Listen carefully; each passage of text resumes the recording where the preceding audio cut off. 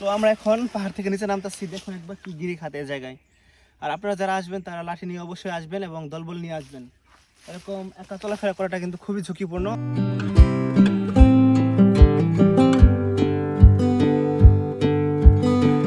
তো এখন আমরা যাচ্ছি টাওয়ারে। তো টাওয়ার থেকে কিন্তু পুরোপুরি ভারতের যে সীমান্ত সেটি দেখা যায়, আপনাদের দেখানোর চেষ্টা করব এই ভিডিওর মাধ্যমে।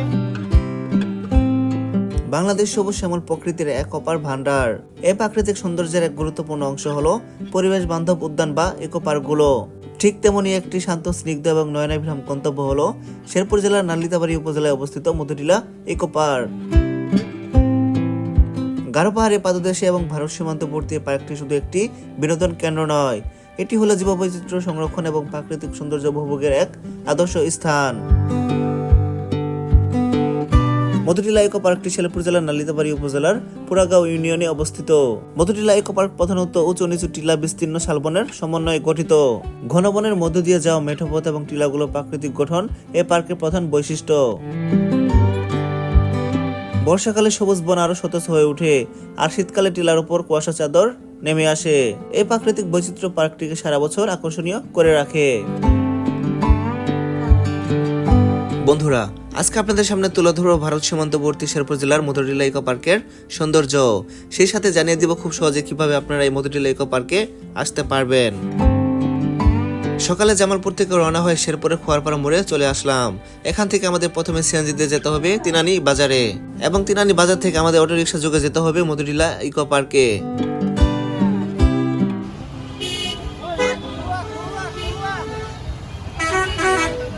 বন্ধুরা, এই মুহূর্তে আমরা শেরপুরের খোয়ারপাড় মোড়ে আছি, আর এই খোয়ারপাড় থেকে আমাদের যেতে হবে শেরপুরের মধুটিলা ইকো পার্কে। তো এখান থেকে কিন্তু সব রুটের সিএনজি, বাস, মিনি বাস চলাচল করে শেরপুরের বিভিন্ন উপজেলার। তো আমরা এখন শেরপুরের মধুটিলার উদ্দেশ্যে যাব সিএনজি দিয়ে। তো এখান থেকে সিএনজি ভাড়া সিএনজি ভাড়া লাগবে 70 টাকার মতো। তো আমরা এখন যাচ্ছি সেই মধুটিলা ইকো পার্কে। শেরপুর শহর থেকে তিনানি বাজারের দূরত্ব 22 কিলোমিটার, জনপ্রতি ভাড়া 50 টাকা। যেতে যেতে দেখতে লাগলাম ভারত সীমান্তবর্তী শেরপুরের গ্রামীণ মেঠোপথ আর উপজাতি সম্প্রদায়ের বাড়ি ঘরগুলো। শেরপুর জেলা সীমান্তবর্তী আর পাহাড়ি জনবদ্ধ হওয়ার কারণে এখানে বসবাস করে গারো সম্প্রদায়ের অনেক মানুষজন। এসব গারো জনগোষ্ঠীর মানুষরা স্থানীয় কৃষি জমিতে চাষাবাদ করে তাদের জীবন জীবিকা নির্বাহ করে থাকেন। চলতে চলতে আমরা মধুটিলা ইকো পার্কে পৌঁছালাম।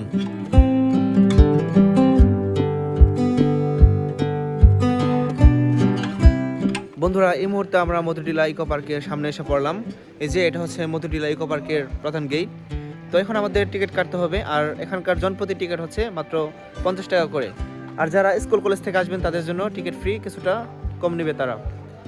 তো এখানে টিকিট কাউন্টার রয়েছে একটি, আমরা এখন এই টিকিট কাউন্টারে টিকিট কেটে ভিতরে প্রবেশ করব। আরেকটা কথা আপনাদের বলে রাখি, যারা ঢাকা থেকে আসবেন তারা খুব সকালে আসার চেষ্টা করবেন, কারণ এখানে কিন্তু খুব সকাল থেকেই গেট খুলে দেয় তারা যাওয়ার জন্য।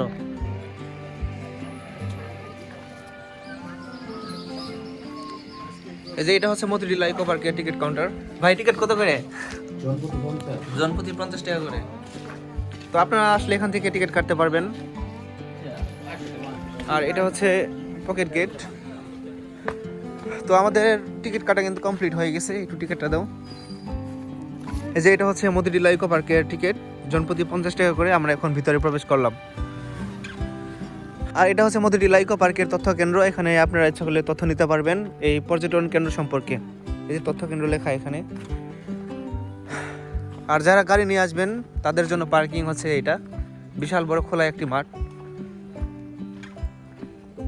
আর এখানে পার্কিং ফি কিন্তু 1000 টাকা দিতে হয় বড় বড় বাসের জন্য, আর মোটরসাইকেল হচ্ছে 50 টাকা, এবং জিপ গাড়ির জন্য 100 টাকা নির্ধারণ করা হয়েছে। মধুটিলা ইকো পার্ক মূলত একটি সংরক্ষিত বনাঞ্চল, যা শাল, সেগুন, গামারিস ও নানা প্রজাতির মিশ্র বৃক্ষের আশ্রয়স্থল।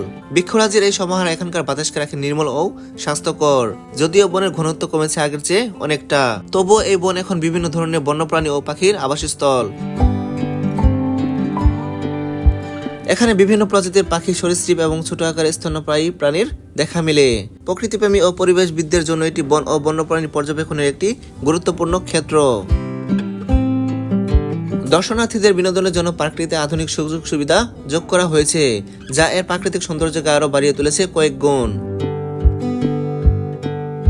পার্কের সবচেয়ে উঁচু টিলার উপর দাঁড়িয়ে আছে একটি সুউচ্চ পর্যবেক্ষণ টাওয়ার। এই টাওয়ারের উপর থেকে দূর দূরান্ত সবুজ বনভূমি, উঁচু টিলা এবং সীমান্তের অপারে ভারতের মেঘালয়ের পাহাড়ে মনোমুগ্ধকর দৃশ্য এক ঝলকে উপভোগ করা যায়। তো এখন আমরা যাচ্ছি টাওয়ারে। তো টাওয়ার থেকে কিন্তু পুরোপুরি ভারতের যে সীমান্ত সেটি দেখা যায়। আপনাদের দেখানোর চেষ্টা করব এই ভিডিওর মাধ্যমে যে ভারতের সীমান্ত কতটুকু দেখা যায়। টাওয়ারের কাছাকাছি আমরা চলে আসছি, এখান থেকে 2 মিনিট হাঁটলেই টাওয়ারটি দেখা যাবে। তো আমরা চলে আসলাম টাওয়ারের সামনে। এই যে এটা হচ্ছে মধুটিলা ইকো পার্কের মূল টাওয়ার। এই টাওয়ারের উপর থেকে কিন্তু সম্পূর্ণ দৃশ্য দেখা যায়। তো আমরা এখন টিকিট কেটে এই টাওয়ারের উপর উঠবো। ওয়াচ টাওয়ার এই টাওয়ারের নাম। তো এখানে লেখা রয়েছে ভারতের মেঘালয় রাজ্য দেখা যায়। দেখুন এই যে সাইনবোর্ড।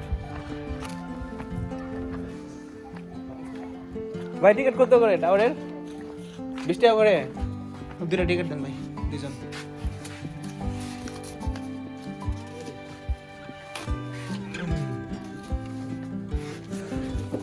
তো এই যে আমরা টিকিট কাটলাম মধুটিলা ইকো পার্কের ওয়াচ টাওয়ারের 20 টাকা করে জনপ্রতি। এই মুহূর্তে আমরা টাওয়ারের উপরে উঠে পড়লাম। এই যে দেখুন এখান থেকে পুরো ভিউটুকু কিন্তু দেখা যায় পাহাড়ের। আর মূলত এটা হচ্ছে ভারতের যে মেঘালয়, সেই মেঘালয়ের পাহাড় দেখা যাচ্ছে।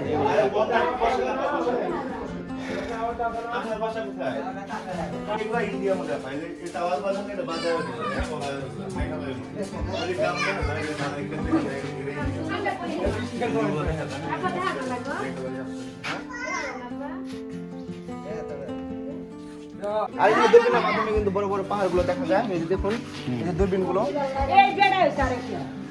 তো ভাই দূরবীনগুলো তো আপনার, তাই না?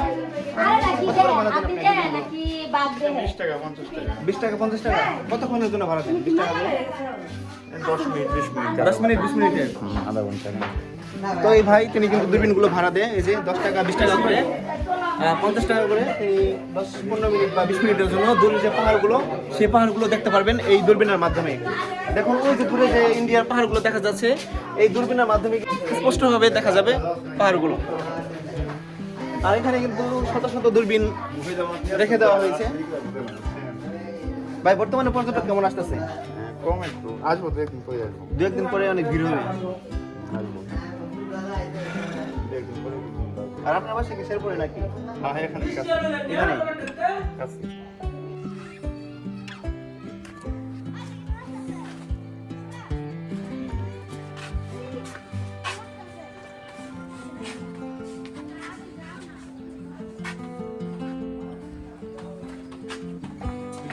দেখবেন পাহাড়ি গ্রাম দেখবেন, খাসিয়া পল্লীগুলো দেখবেন, ইন্ডিয়ান আদিবাসীগুলো দেখবেন।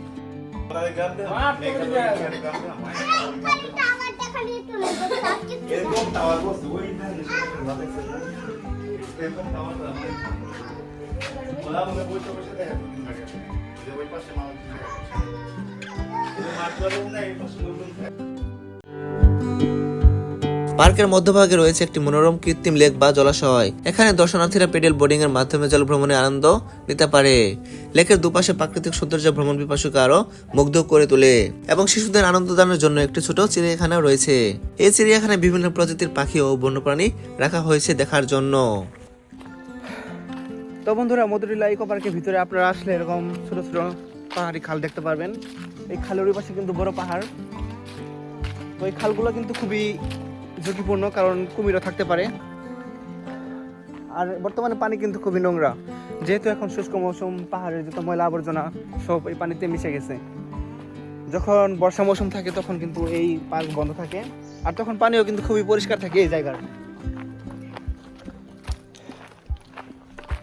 আমরা আগে শুনতাম এই খালের পানি দিয়ে নাকি অনেকেই খাওয়া দাওয়া করতেন, রান্না করতেন, যদিও কথাটা সত্য নাকি জানি না। তো খুবই কিন্তু নোংরা অবস্থায় বর্তমানে।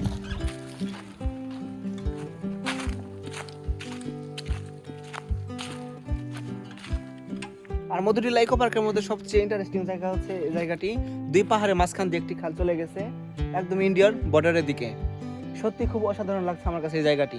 তো আপনারা যারা শেরপুরে মধুটিলা ইকো পার্কে আসবেন তারা এই জায়গায় আসবেন, আসলে এত সুন্দর প্রাকৃতিক দৃশ্য সেটি দেখতে পারবেন। এপাশে একটি বড় পাহাড় রয়েছে এবং আমার হাতের বাম পাশে কিন্তু একটি বড় পাহাড় রয়েছে এবং মাঝখান দিয়ে একটি সরু খাল চলে গেছে। শিক্ষা সফর বা দলবদ্ধভাবে ভ্রমণের জন্য এখানে একাধিক সুসজ্জিত পিকনিক স্পট রয়েছে। এছাড়াও বিশ্রাম নেওয়ার জন্য পর্যাপ্ত সামনে একটি আধুনিক ক্যাফেটেরিয়া এবং স্থানীয় গারো সম্প্রদায়ের মানুষের হস্তশিল্পের দোকানও বিদ্যমান। তো বন্ধুরা, আমরা এখন পাহাড়ের ভিতর দিয়ে একদম সমতলে যাচ্ছি, আর এত ঘন বন দেখাও যাচ্ছে না চারিদিকে। আসলে এটাই হচ্ছে অ্যাডভেঞ্চার লাইফ। দেখুন একবার চারিদিকে কি ঘন বন জঙ্গল, আর এখানে একা আসতে ভয়ও লাগে, কারণ নানা রকম পশু পাখি রয়েছে এই জায়গাতে। আর এই মতিঝিল ইকো পার্কের পাহাড়ও কিন্তু কম নয়। আমরা যারা বান্দরবান, সিলেট, রাঙ্গামাটি, সাজেক ভ্যালিতে যাই, তার চেয়ে কিন্তু এই পাহাড়গুলো কম উঁচা নয়, প্রচুর কিন্তু উঁচা পাহাড়। দেখুন একবার কি গিরিখাত, এই গিরিখাত ধরে আমাদের নামতে হবে পাহাড় থেকে নিচের দিকে। তো আমরা এখন পাহাড় থেকে নিচে নামতেছি। দেখুন একবার কি গিরিখাত এই জায়গায়। আর আপনারা যারা আসবেন তারা লাঠি নিয়ে অবশ্যই আসবেন এবং দলবল নিয়ে আসবেন। এরকম একা চলাফেরা করাটা কিন্তু খুবই ঝুঁকিপূর্ণ এবং পশুর ভয় রয়েছে। তো এখানে দেখুন হাতির মলমূত্র, তার মানে এখানে কিন্তু ইন্ডিয়ার হাতি আসে।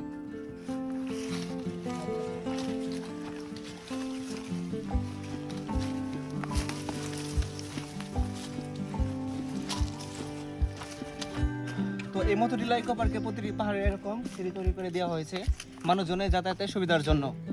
তো আপনারা যারা আসবেন দলবল নিয়ে, তারা খুব আস্তেভাবে এই পাহাড় থেকে নামার চেষ্টা করবেন। অনেকে পিছলে পড়ে যায়, পিছলে পড়ে ব্যথা পায়। তো কি দরকার এই অল্প সময়ের জন্য এসে ব্যথা পাওয়াটা। তো এখন আমরা নিচের দিকে যাচ্ছি।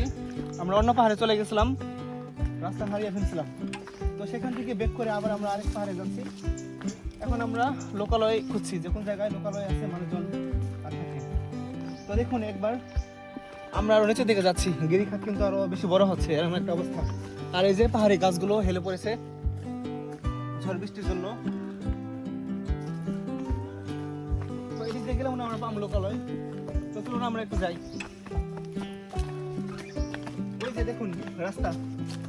তো আমরা চলে আসছি, কিন্তু অনেকক্ষণ পরে আমরা লোকালয় খুঁজে পেলাম। মানে মানুষজন কিন্তু এখানে বেশিরভাগ থাকেন। চলো। তো এইভাবে দুজন মিলে ভ্রমণ করাটা কিন্তু খুবই ঝুঁকিপূর্ণ একটা পাহাড়ে।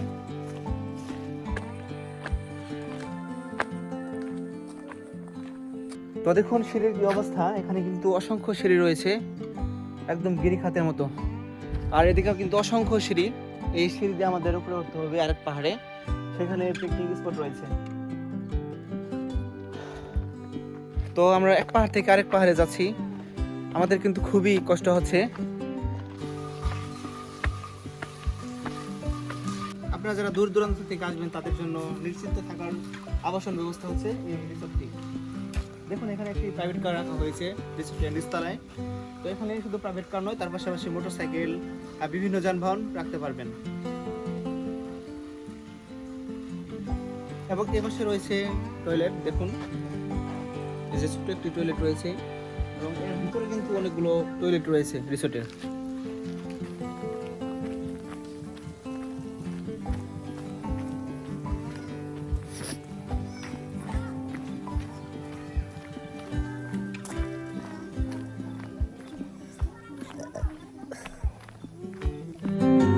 মতিঝিল ইকো পার্ক কেবল একটি ভ্রমণ গন্তব্য নয়, এটি হলো প্রকৃতির সাথে মানুষের এক নিবিড় সংযোগের প্রতীক।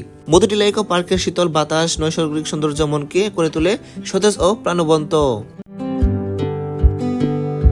প্রকৃতির প্রতি আমাদের দায়িত্বশীল আচরণই পাবে এই মনোরম লীলাভূমিকে ভবিষ্যৎ প্রজন্মের জন্য সুরক্ষিত রাখতে।